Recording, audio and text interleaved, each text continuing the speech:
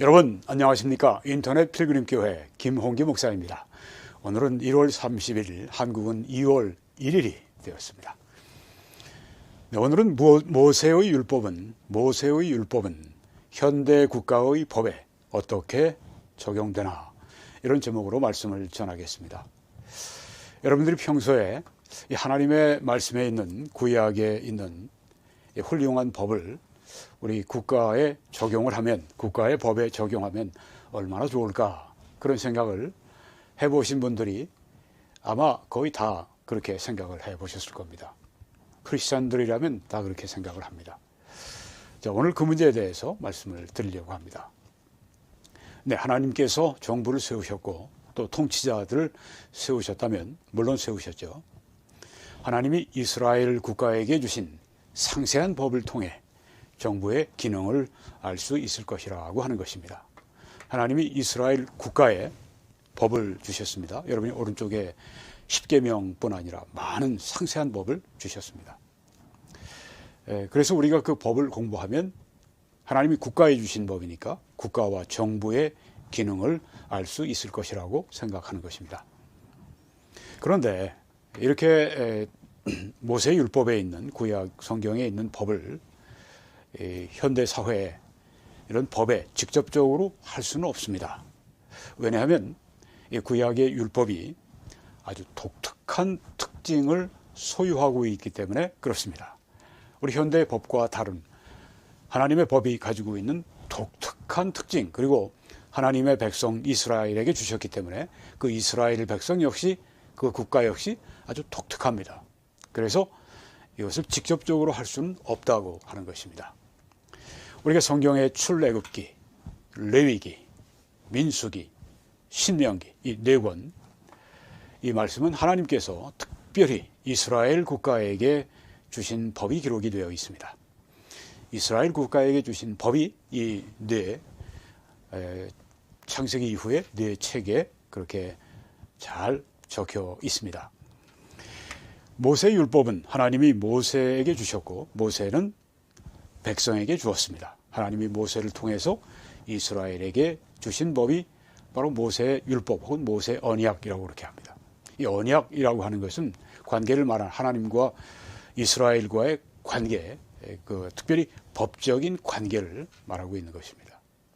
이런 하나님이 세우신 법을 이스라엘 백성들이 순종하고 혹은 불순종할 때 하나님이 그 이스라엘과 어떤 관계를 맺으시는가, 축복의 관계를 맺으시는가, 저주의 관계를 맺으시는가 결정이 된다고 하는 것입니다. 이스라엘의 법, 그리고 현대 국가의 법, 이 두 법의 관련성을 이해하는 것은 그렇게 쉬운 일이 아닙니다. 성경에서 가장 어려운 성경 해석 중에 하나라고 이렇게 웨인 그루뎀 교수님이 이야기를 합니다. 오늘도 제가 웨인 그루뎀 교수님의 성경에 따른 정치라고 하는 그 책에서 자료를 제가 많이 가져왔고, 또 다른 자료도 역시 제가 함께 가져왔습니다. 자, 왜 이렇게 이스라엘의 법과 현대 국가의 법, 이 관련성을 이해하는 게 왜 성경에서 가장 어려운 해석 가운데 하나인가?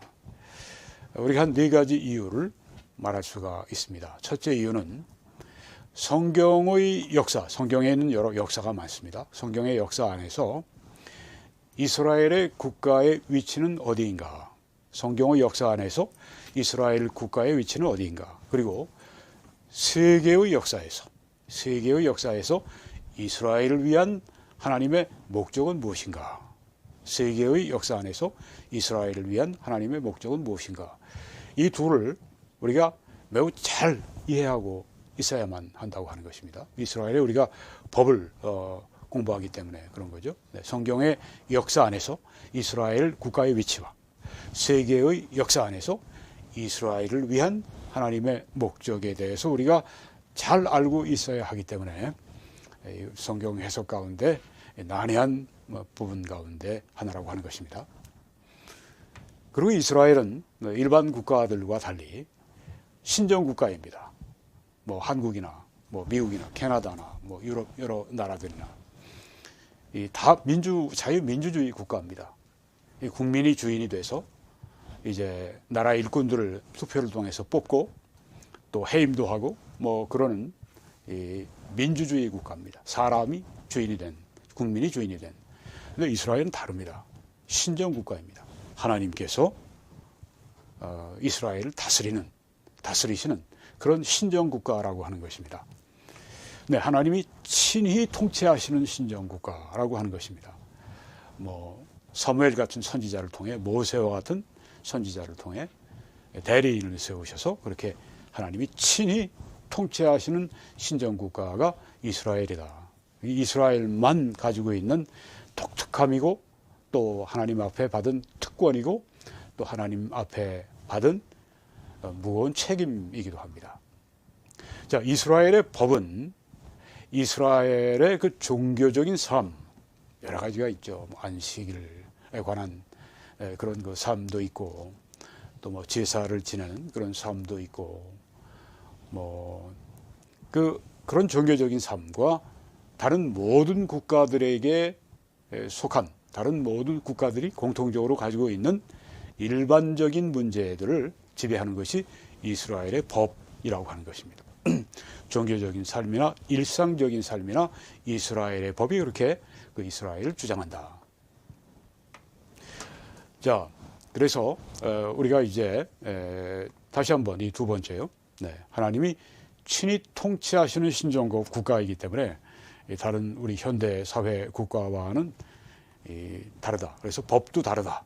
그래서 직접적으로 이렇게 적용할 수가 없다. 그리고 성경에서 가장 어려운 해석 중에 하나다. 세 번째는 하나님의 종말론적인 심판이 인류의 현재의 역사 안에 갑자기 그렇게 나타납니다. 이런 것들이 차이가 있다고 하는 것입니다. 예를 들면 홍수 심판이죠. 노아의 방주가 이제 지어진 이유가 홍수의 심판인데 그때 아주 사람들이 계획하는 것마다 하는 행동마다 다 악했다고 했습니다. 얼마나 악한 세상이었는지 하나님이 홍수로 다 노아의 8 식구를 빼고 다 심판하고 그냥 쓸어버리셨습니다. 여러분이 보시는 좀 독특한 이런 지형은 미국인 란 와트라고 하는 와트라고 하는 분이 1979년 8월 11일 날 발견을 한 그런 그 아라랏산에 이것을 노아의 방주의 잔해로 그렇게 이해를 하고 있습니다. 또 많은 분들이 그렇게 믿고 있습니다. 생긴 걸 보십시오. 이렇게 아주 완전히 선박 모양으로 산에 어떻게 저런 그 모양이 생길 수가 있을까요? 네, 저런 모양은 정말 처음 보는 그런 모습입니다. 저 길이가 노아의 방주의 크기하고 똑같다고 그래요. 그러니 참 신기하죠. 이렇게 우리가 사진을 보면 또 거꾸로 돌려서 이렇게 보는 것인데 좀 더 선명합니다. 한 140m 정도가 되는 길이가 이 노아의 방주가 아라랏산에 있는 것이 이렇게 발견되고 촬영이 된 것입니다. 이 홍수 심판 이건 정말 그 유례없는 그런 심판이죠. 그리고 또 소돔과 고모라의 심판, 저기 지금 불과 유황으로 지금 완전히 불타고 있는 소돔과 고모라를 우리가 볼 수 있습니다. 소돔과 고모라의 죄와 악도 굉장히 심했죠. 그래서 하나님께서 이렇게 뭐 하늘로부터 그냥 불과 유황을 막 내리셔서 저렇게 소돔과 고모라가 멸망하는 이런 심판을 받는 것이 참 뭐 지금 그런 심판이 없죠. 아주 특별한 하나님의 아주 종말론적인 심판을 이렇게 갑자기 그냥 그 인류의 역사 가운데 갑자기 심판을 나타내시고 행하시는 것을 우리가 보는데요.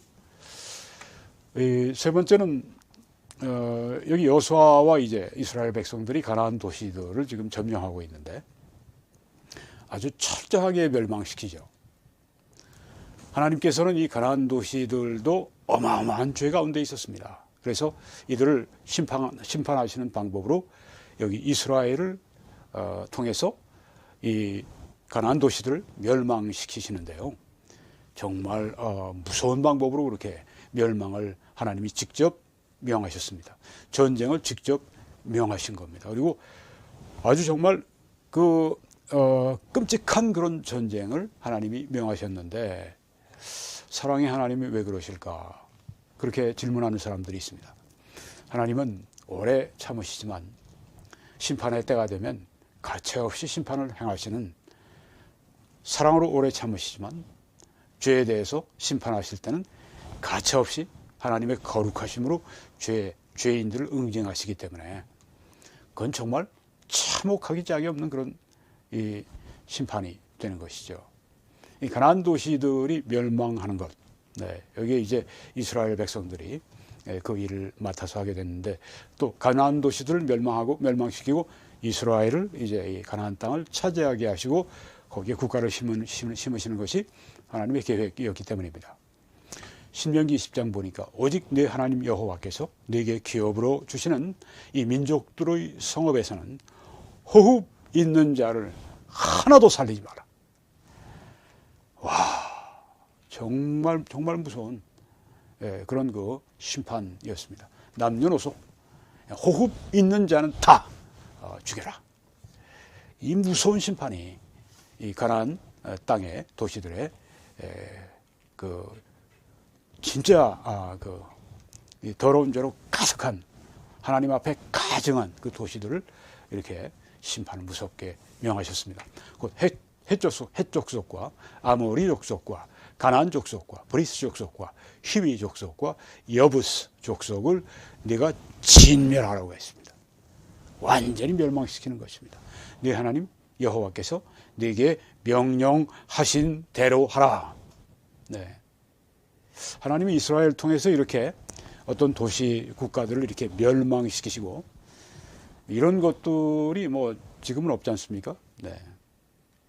이런 특별한 이런 그 심판, 이는 그들이 그 신들에게 행하는, 가나안의 그 바알 신들 신들에게 행하는 모든 가증한 일, 너희에게 가르쳐 본받게 하여 너희가 너희의 하나님 여호와께 범죄하게 할까 함이니라.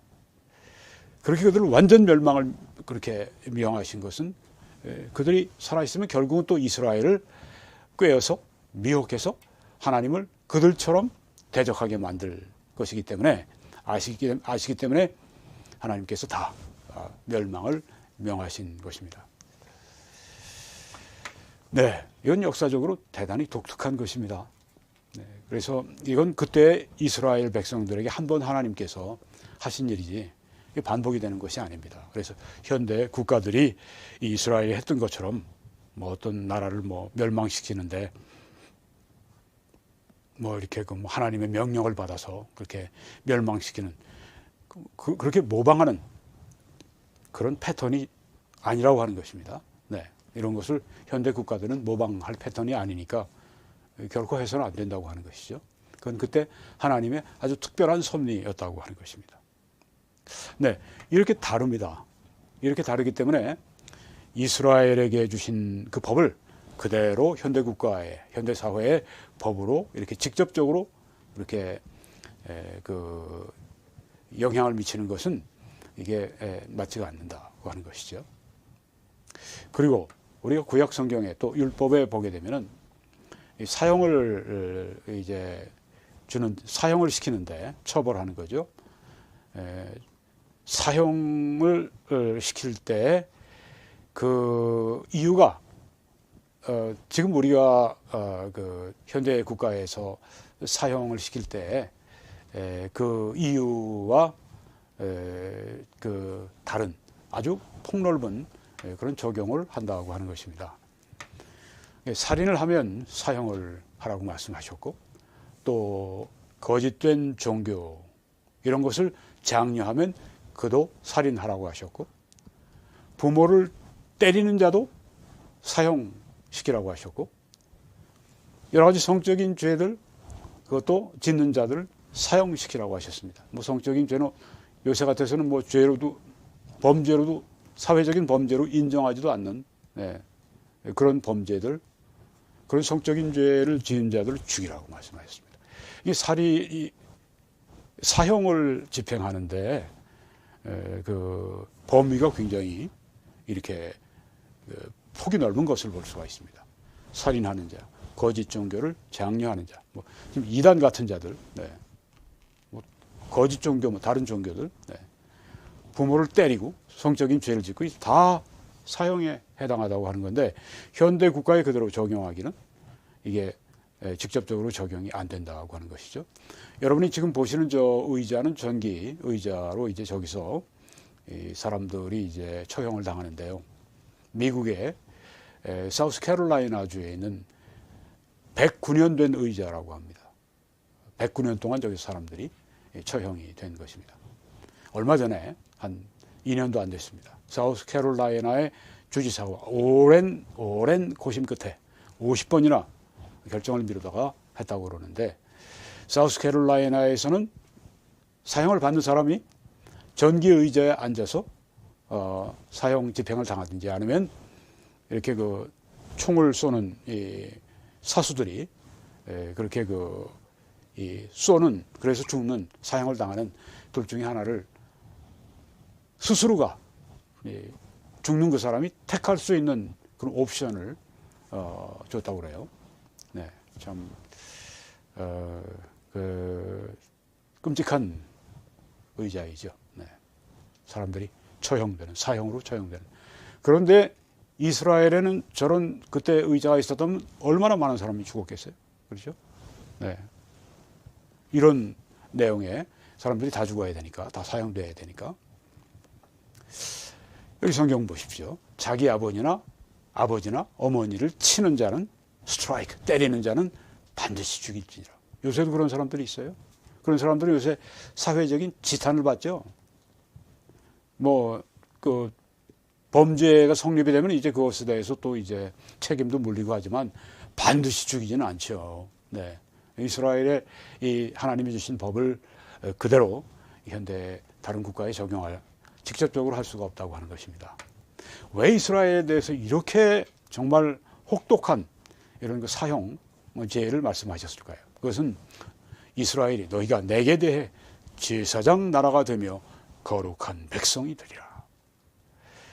하나님 앞에 거룩한 백성이기 때문에 그들이 의롭게 살 책임이 크기 때문에 그만큼 책임이 큰 만큼 그들에게 그처럼 처벌이 무섭다고 하는 것입니다. 네, 신정국가가 아닌, 이스라엘처럼 신정국가가 아닌, 또 하나님 앞에서 거룩한 백성, 이스라엘은 그랬죠. 하나님 앞에 거룩한 백성이 아닌 국가들이 이런 예를 따라서는 안 되겠죠. 네, 몇 가지, 우리가 4가지 죄목을 봤는데, 그렇다고 해서 그냥 이스라엘 국가를 본받아서 그대로 사형에 처형해서는 안 된다고 하는 것입니다. 가혹한 법이나 처벌이 이렇게 가혹한 법을 또 가혹한 처벌을 준다고 해서 참으로 거룩한 백성으로 그렇게 거룩한 백성이 될 수 없다고 하는 겁니다. 율법은 사람들의 마음을 바꿀 수가 없기 때문입니다. 아무리 가혹한 법도 처벌도 사람의 마음을 바꿀 수는 없기 때문입니다. 우리도 지금 은혜 시대에 살지만 율법을 내 스스로의 힘으로 지켜서 우리가 승리의 삶, 거룩한 삶을 살려고 하면 100번, 백발백중, 100번이면 100번 다 실패합니다. 그래서 성경은 율법이 육신으로 말미암아 연약하여 할 수 없는 그것을 율법이 우리 육신이 연약해서 할 수가 없어요. 의로운 삶을 우리 안에 살게 할 수가 없습니다. 우리 육신이 약하니까. 그런데 그것을 하나님은 하셨다고 했습니다. 어떻게 하셨습니까? 우리는 하나님은 하시나니라고 이렇게 번역을 했는데 번역이 좀 의미가 잘 전달이 안 됩니다. 그것을 하나님은 하셨나니, 과거입니다. 하셨나니. 과거 어떻게 하셨습니까? 곧 죄로 말미암아 자기 아들을 죄 있는 육신의 모양으로 보내요. 육신 안에 있는 죄를 정죄하사. 네. 육신 안에 있는 죄를 정죄하사 육신을 따르지 않고 성령을 따라 행하는 우리에게 율법의 요구가 이루어지게 하려 하심이라.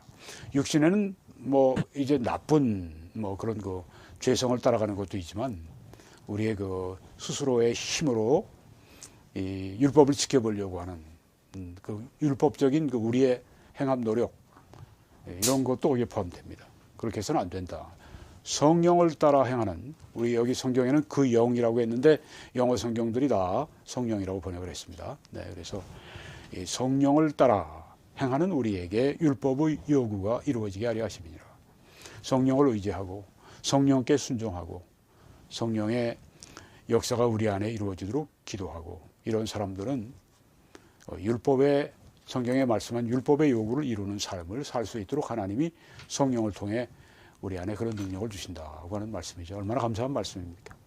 정말 감사한 말씀입니다. 네, 지금 이 네 가지 차이를 우리가 보았습니다. 이런 것들을 명심하고, 그리고 하나님이 이스라엘에게 주신 법들은 정보의 목적이나 본질을 이해함에 있어서 아주 훌륭한 정보를 제공한다고 하는 것입니다.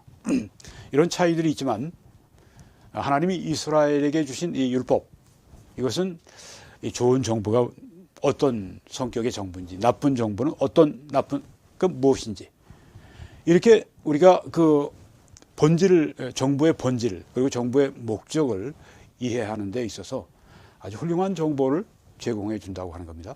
이런 이스라엘의 법에 이런 그 차이가, 독특한 특징이 있음에도 불구하고 하나님의 법이 그렇게 우리에게 많은 훌륭한 정보를 준다. 이스라엘은 그 주위의 이웃 나라들에 비해서 아주 탁월한 법을 가지고 있었습니다. 하나님은 이스라엘에게 법을 주셨는데 정의로운, 또 아주 공정한 약자들, 또 궁핍한 자들, 그리고 압박받는 자들, 예를 들면 성경에 늘 말씀하시는 고아, 과부, 종, 노예, 이런 사람들이죠. 그들에 대한 긍휼, 또 개인적으로 거룩하고 경건한 삶, 이런 데 대해서 아주 놀라운 모델을 이 구약의 율법이 우리들에게 주고 있다고 하는 것입니다. 오늘 내가 너희에게 선포하는 이 율법과 같이 그 규례와 법도가 공의로운 위대한 나라가 어디 있느냐, 이렇게 모세가 이스라엘 백성들에게 말씀했습니다. 내가 너희들에게 선포하는 이 율법과 같이 그 규례와 법도가 그렇게 공의로운 그런 위대한 나라가 어디 있느냐. 네, 이렇게 놀라운 공의로운 그 하나님의 율법을 우리가 주신 것을 감사해야 된다, 그런 말씀이죠. 그런데 이제 구약의 모세 율법 외에 구약의 다른 부분에 말씀 가운데 보면 이 정부에 대해서, 그리고 왕들에 대해서 일반적으로 보편적으로 하시는 말씀이 있어요. 꼭 뭐 이스라엘 정부나 이스라엘 국가나 이스라엘 왕들만이 아니라 모든 정부, 모든 왕들에 대해서 일반적으로 하시는 말씀이 이 모세율법 밖에 구약의 다른 부분에 있다고 하는 겁니다. 그래서 잠언에 보게 되면은 거기 왕을 언급하는 그 구절들이 무려 32구절이나 있습니다. 잠언은 31장인데 한 장에 한 번 이상씩 있다고 하는 거예요. 그리고 시편과 전도서에도 이런 왕, 정부에 대해서 부가적으로 더 언급을 더 추가적으로 하셨습니다. 네, 현대 국가의 정부 혹은 뭐 왕들 혹은 뭐 관리들에 관한 그런 지혜가 이런 그 잠언, 시편, 전도서에 아주 풍부하게 있다고 하는 것입니다. 그래서 우리는 현대 국가의 법을 이런 그 성경의 이런 말씀들을 통해서 우리가 지혜를 얻을 수가 있다고 하는 것입니다. 물론 율법을 통해서도 우리가 역시 지혜를 얻을 수 있습니다. 직접적으로 할 수는 없지만, 네, 여기에 있는 이 잠언, 시편, 전도서에 있는 말씀들이 직접적으로 할 수가 있는 말씀들이죠. 얼마나 좋은 말씀들이 있는지 모릅니다. 자, 그 정부가 안식일 준수를 강요해야 하나? 네, 이런 질문은 우리 한국인들에겐 대단히 생소합니다. 네, 아니 뭐 안식일 준수를 정부가 왜 강요해? 네, 그런데 이제 미국 사람들은 이게 아주 그 자연스럽습니다. 처음에 청교도가 와서 이제 그 미국을 개척할 때 그때 이제 이 안식일 준수하는 게 실제로 있었습니다. 그래서 이제 안식일 엄격하게 지키도록 하고 그런 때가 있었습니다. 그래서 뭐 장사 못하게 하고 가게를 문 닫게 하고 이게 미국에서 있었던 일입니다. 제가 미국의 그 린치버그라고 하는 이 버지니아주의 그 워싱턴 DC에서 4시간 정도 드라이브에서 내려오면 린치버그라고 하는 데가 있습니다. 거기에 제가 공부했던 리버티 유니버시티, 리버티 대학, 리버티 신학대학원이 있는데 거기에 이렇게 그 주일날 돼서 교회에 가고 그럴 때는요. 거기에 그 크라고라고 하는 그 아주 큰 대형 마켓이 슈퍼마켓이 있는데 뭐 미국의 다른 지역에 뭐 세이프웨이나 뭐 이런 그 오전 중에 문을 닫아요. 오전 중에는 그 아직까지도 오전 중에 그런 이 마켓들이 문을 닫고 장사를 안 하고 오후가 되어서야 이제 장사를 하고 그러는 그 전통이 아직도 그 남아 있는 것입니다. 정부가 안식일 준수를 강요해야 하나. 출애굽기 20장에 보니까 안식일을 기억해서 거룩하게 지키라. 엿새 동안은 힘써 내 모든 일을 행할 것이나 일곱째 날은 네 하나님 여호와의 안식일인즉 너나 네 아들이나 네 딸이나 네 남종이나 네 여종이나 네 가축이나 네 문 안에 머무는 객이라도 아무 일도 하지 말라. 제가 이스라엘에 연구 여행을 갔을 때였습니다. 그때 이 통곡의 벽 있는데 이르러서 제가 사진을 찍으려고 하니까 그 지나가던 이스라엘 사람이 딱 찍지 말라고 그래요. 그러면서 지금 안식일이 시작이 됐으니까 막 어둑어둑한 그때인데 안식일이 시작이 됐으니까 찍으면 안 된다. 그래서 제가 머쓱했습니다. 근데 조금 앞으로 가더니 뒤를 돌아보더니 생긋 웃으면서 그런데 후라시 키지 않고 키는 건 괜찮습니다. 그러면서 가더라고요. 후라시 안 키고 제가 찍었습니다만은 아무 일도 하지 말라. 사진도 못 찍어요. 안식일에 이렇게 해야 된다. 이 안식일 준수가 이제 10계명에 나오죠. 그 10계명 중에 한 계명이 이제 안식일 준수하는 겁니다. 근데 10계명의 이제 다른 9가지 계명은 다 그 도덕적인 거와 관련되어 있습니다. 10계명의 앞에 4개는 하나님과의 하나님을 향한 우리의 하나님을 향한 계명이고 또 그다음 나머지 6개는 이제 인간을 향한 인간 사회를 향한 계명인데 안식일만은 다른 9개의 도덕적인 계명과 달리 의식법으로 이렇게 분류하는 것입니다. 많은 우리 크리스찬들이 그렇게 이해하고 믿고 있습니다. 그러니까 이런 의식법은 이스라엘에 3가지 법이 있습니다. 도덕법이 있고요. 뭐 살인하지 말라고 도덕법이죠. 의식법은 안식일 지키는 것, 또 뭐 여러 가지 절기 지키는 것, 또 뭐 짐승으로 제사 지내는 것 다 의식법입니다. 의식법은 예수님께서 다 이루셨기 때문에 예수님이 십자가에 죽으시고 그래서 다 의식법은 거기에서 폐해지게 되었습니다. 도덕법은 우리 뭐 신약에도 다 나오는 거니까 더 강조해서 나오고 더 깊이 나오고 그렇기 때문에 도덕법이야 다 지켜야 되고요. 10계명에 9계명은 다 지켜야 됩니다. 도덕법이니까요. 근데 의식법은 우리가 지킬 필요가 없다고 하는 것입니다. 민법은 이제 그것은 이제 이스라엘에게 주신 뭐 민사법이니까 또 우리가 그것도 지킬 필요는 없습니다.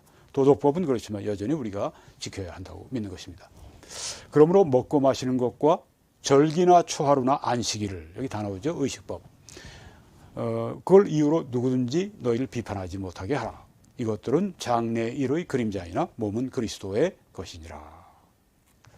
이런 안식일이나 절기 이런 것들이 다 장래일의 그림자라고 했습니다. 그럼 장래일은 무엇입니까? 예수님이십니다. 예수님이 오셔서 다 이 의식법이 다 그게 결국은 이것이 예수님과 다 관련이 되도록 되어 있는 것입니다. 안식일도 뭐 예수님 안에서의 안식을 말씀하고 있는 거고, 뭐 짐승의 제사들 이것도 다 예수 그리스도께서 우리의 죄를 위해 피 흘려 죽으실 것을 그렇게 예표해 주는 그런 것들이고, 뭐 절기 뭐 다 예수님이 오셔서 다 이루셨습니다. 그래서 지킬 필요가 없는 거죠. 왜 그러면 안식일을 지키지 않는가? 네, 좀 부가적으로도 말씀을 드리겠습니다. 예수님이 다 이루셨기 때문인데, 네, 더 부가적으로 왜 안식일을 우리는 지키지 않는가? 첫째, 안식일 계명은 10계명 중에서 신약에서 반복되지 않은 유일한 것입니다. 10계명 가운데 9개, 안식일 빼고는 9개 계명은 다 신약에서 반복이 됐습니다. 그런데 안식일 계명은 신약에서 반복되지 않았습니다. 왜? 다 이루셨기 때문에, 예수님이. 두 번째는 초대교회 성도들은 그리스도가 부활하시고 자신을 나타내신 날이 일요일, 주일이었죠. 네. 그래서 그 주일에 모이는 것입니다. 초대교회 성도들은 안식일에 안 모였습니다. 안식일에 예배하러 모이지 않았습니다. 그들은 일요일에, 주일에 예배하기 위해 모였습니다. 주일은 예수님이 부활하시고 예수 자신을 나타내신 날이 일요일이기 때문에 초대교회 성도들은 그때부터 그 안식일이 아니라 주일을 지켰습니다. 그래서 우리도 지금 주일을 지킨다고 하는 것입니다. 세 번째는 골로새서 우리가 조금 전에 봤던 뭐 초하루나 뭐 이런 뭐 안식일이나 이런 것으로 다른 사람들이 너희를 비판하지 못하게 하라. 그럼 그 모든 것들은 다 앞으로 오는 장래 일의 그림자라고 말씀했습니다. 거기에서 그 구절은 안식일을 준수하는 사람들을 분명히 정죄하고 있습니다. 네, 잘못했다고 얘기를 하고 있기 때문에 그렇다고 하는 것입니다. 그리고 구약의 법은 앞으로 올 것의 그림자다. 예수님이 오셔서 성취하셨다고 하는 거죠. 네, 그래서 우리는 안식일을 지금 이런 합법적인 이유로 지키지 않고 있다고 하는 것입니다. 물론 우리는 주일을 잘 지켜야 합니다. 너희가 날과 달과 절기와 해를 삼가 지키니 내가 너희를 위하여 수고한 것이 헛될까 두려워하노라. 네, 사도 바울이 이렇게 말씀했습니다. 이스라엘 사람들이 이제 예수 그리스도를 믿고 구원받은 후에도 저들이 전에 유대교에서 했던 것처럼 절기도 지키고 해도 지키고 해는 뭐 주빌리, 뭐 Year of Jubilee 해서 뭐 희년 뭐 등등. 네. 그 복음에다가 율법을 섞은 거죠. 그래서 사도 바울이 내가 너희를 위해 수고한 것이 헛될까 두려워한다. 이렇게 저들을 책망을 하셨습니다. 그런 거 지키지 마라. 왜냐하면 예수님이 다 이루셨기 때문이다. 그렇게 말씀을 한 것입니다. 네. 그렇지만 우리가 이 안식일을 지키지 않는다고 해서 안식의 지혜까지 우리가 버려서는 안 되겠습니다. 하나님이 이스라엘 백성들에게 일주일에 한 주간에 6일 동안 열심히 일하고 힘써 일하고 그리고 하루는 푹 쉬어라. 네. 아무 일도 하지 마라. 이렇게 말씀하셨을 때 우리에게 안식이 필요한 걸 아시기 때문에 그렇게 하신 것입니다. 우리가 구약에서 안식일을 지키는 것처럼 하지는 않지만 하나님이 우리들에게 쉬라고 하셨을 때 그 안식의 지혜 그것을 우리가 활용할 필요가 있습니다. 일주일에 하루는 푹 쉬는 게 좋습니다. 보통 이제 주일날 쉬게 되죠. 할 수 있으면 뭐 요새는 뭐 토요일도 있으니까 네. 이틀을 이제 쉬고 그렇게 하는데요. 목사님들은 이제 뭐 토요일 주일이 제일 바쁘죠. 평일 그렇고. 네, 그러니까 다른 날 이제 안식을 취할 필요가 있습니다. 안식의 지혜를 우리가 잘 또 활용할 필요가 있다고 하는 것입니다. 네, 오늘 이스라엘의 이 법과 이 현대 국가의 법에 이런 그 연관성에 대해서 말씀드렸습니다. 이스라엘의 법을 현대 국가의 법에 그냥 그대로 직접적으로 적용할 수 없는 여러 가지 그런 그 이스라엘의 독특한 그런 그 법 체계가 있고 또 이스라엘 사람들의 그 역사 가운데 하나님이 아주 급작스럽게 그렇게 종말론적 심판을 행하시는 그런 때가 있었습니다. 그리고 이스라엘 백성들이 또 하나님의 그 심판을 하실 때 사용하신 도구가 되기도 했습니다. 그런 것들은 이제 우리에게 현대 국가의 법에 맞지 않는다고 하는 것입니다. 그래도 불구하고 이 율법의 여러 가지 이 좋은 점들이 참 우리들에게 많이 우리들에게 보여주고 있습니다. 뭐 정의로운 것, 거룩한 것, 뭐 긍휼, 뭐 여러 가지 이런 그 율법에도 그것이 있고요. 그리고 또 율법 외에 성경의 다른 뭐 잠언, 뭐 전도서, 뭐 시편, 뭐 이런 데 있는 그 여러 이런 정보와 왕들에 대한 지도자들에 대한 그런 그 교훈들은 우리가 얼마든지 우리의 현대 국가의 정부나 또한 법에 그리고 일꾼들에게 그 지도자들에게 그렇게 적용할 수 있다. 그런 말씀을 우리가 오늘 배웠습니다. 왜 우리 율법의 이 말씀을 그냥 그대로 이렇게 좀 적용하면 좋을 텐데, 네, 이런 어려움이 있다고 하는 걸, 신정국가의 법과 우리 현대 세속국가의 법이 다르다고 하는 것을 또 우리가 알았습니다. 이렇게 하면서 우리가 오늘 여러 가지, 네, 그 하나님의 말씀에 아주 생명소들을 우리가 많이 취했습니다. 하나님께 영광과 찬양을 돌리고 들으신 여러분들 수고하셨습니다. 여러분 하나님의 축복이 함께 하시기 바랍니다. 이 사역을 위해 함께 기도해 주시고 전파해 주시고 헌금해 주셔서 이 방송이 여러분의 방송 되게 하시기 바랍니다. 그리고 하나님이 우리들에게 주시는 축복을 함께 나누시고 또 함께 칭찬받고 보상을 받는 우리 모두가 되기 바랍니다. 하나님께서 그렇게 하시는 분들에게 하나님이 능히 모든 은혜를 너희에게 넘치게 하실 수 있으니 이는 너희로 모든 일에 항상 모든 것이 넉넉해 모든 착한 일을 넘치게 하게 하신다고 말씀했고, 이 축복의 말씀이 우리 가운데 놀랍게 이루어질 줄 믿습니다. 한국에서는 이 신한은행의 정보를 통해서, 그리고 미국에서는 뱅크 오브 아메리카 정보를 통해, 세계적으로 페이팔을 통해서 함께 주님을 섬겨주시기 바랍니다. 하나님의 놀라우신 축복과 은혜가 여러분들에게 넘치시기를 간절히 축원합니다.